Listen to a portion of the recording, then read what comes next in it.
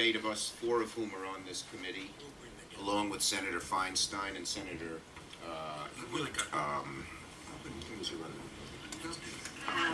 and Senator Hatch, spent a great deal of time on this legislation. And we believe it is a sound, balanced, sturdy ship that will now begin its voyage. We believe we have taken all the considerations into account, and we have come up with a fair bill where no one gets everything they want. But at the end of the day, it will mean dramatic improvement for the American economy, for the American people, and will make our immigration policy much more in sync with what is good for jobs and America. And I would ask my colleagues here, what we do, it's founded on a fundamental premise that Americans will support common sense solutions to both future immigration and the 11 million who are living here in the shadows, but only if they are convinced that there will not be future waves of illegal immigration in this country. This bill is far and away the strongest bill that has been put together, that has a chance of passing in terms of stopping future flows of illegal immigration. Just on the border alone, Senator McCain and I had an amendment a few years ago, that spent about 600 to 800 million on the border, and effectiveness rate went up from 68 to 82. We spend much more than that, as much as $6.5 billion. The border will effectively be closed, we believe, with these expenditures and the way they will be done. We take future immigration and make sure that we deal with the industries that desperately need help. Google moved 400 engineers as part of Google's map to Vancouver because Canadian immigration policy allowed the people to come there. Our policy didn't, and they couldn't get the workers here. At the same time, in New York State, the leading cabbage grower in New York, a Mr. Juncker from Ontario County, did not plant his thousands of acres of cabbage this year because he couldn't get people to pick the crops. We will change our policy so that people who are needed to help our economy grow can finally come into this country. And at the same time, we will note that when families are divided, the main thing to do is bring those families back together. And because we so dramatically stop the flow of illegal immigration, we can do both. And we do, and do it fairly.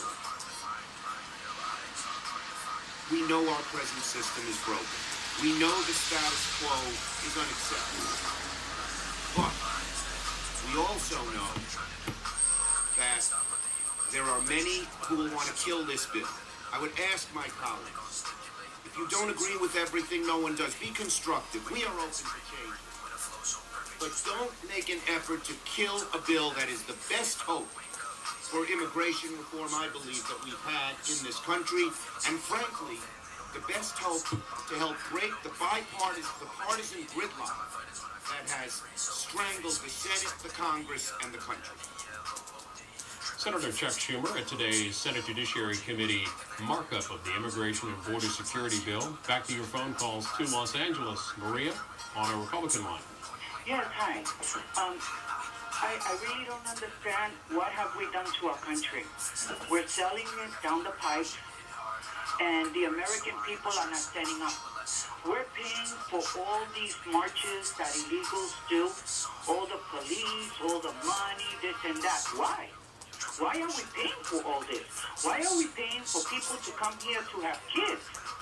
And we keep calling them Americans, and we keep giving them welfare because those kids are Americans. How can that be? I mean, the parents are illegals. They come here and they have kids, so we could give them the handout. My niece is a nurse, and she says that they call the hospital to ask, what is it that they're getting free there when they have their kids?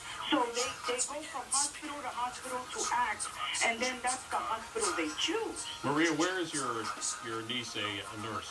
Right here in Whittier. In California. Yes. Thanks for your call this afternoon to Quakertown, Pennsylvania. Justin on the independent line. Hi, how you doing? Doing fine. It's interesting. Towards the end of the discussion there, I remember hearing something about $1.5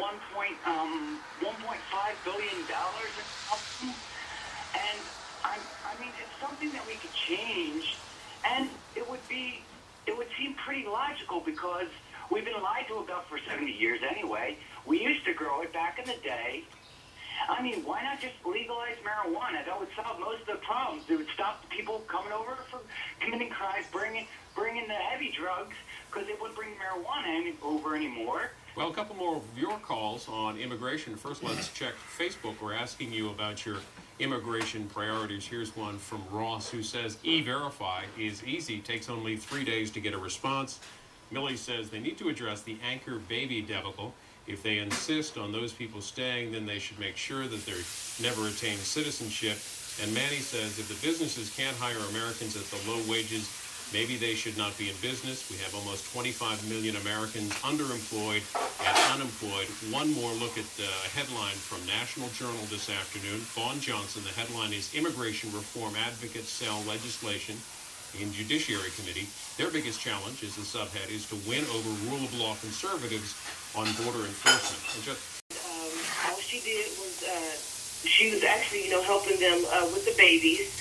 I was like, what in the world is going on here? She received hundreds of people will go into that hospital. It's the Jackson Memorial Hospital, and that's why they're in debt right now. They're in fear of losing their jobs. And you have to understand, too, a lot more jobs are requiring or requesting applicants to be bilingual in Spanish. Are they going to, have some type of law to protect us against that? This is so unfair.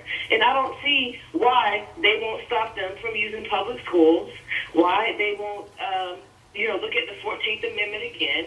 Why are we giving handouts to these people while we already have so many here struggling? I just can't believe this. That's Tanya. She's in Miami Beach on our Democrats line. On your screen, Mike Lee, the senator from Utah, one of the newer members on the Judiciary Committee. A few more minutes of your phone calls. Here's Georgia, Lawrenceville, Georgia. Kathy on the Republican line. Hi. Hi there. I've listened to the comments, and I'm a C-SPAN addict, but it's so hard to boil down my comments to just one. While I watch our congressmen and our senators, I almost get sick because I no longer see statesmen on the Hill. I see people that just posture and politicize everything. And when Chuck Schumer commented about Ted Cruz saying that his intentions were otherwise, and he just chose not to, he wasn't going to vote on anything that contained a path to citizenship. I keep going back to the laws that are already on the books. Those are not enforced. Why don't we go back to the original laws, enforce those? I'm a surviving widow of a fallen law enforcement officer and was also in that field in the judicial field and law enforcement. Our laws aren't being passed already. And, I live off the federal government. I hate that I do, but we paid for it with sacrifices. But I have a teenage daughter. I pay full out-of-state tuition. I've seen my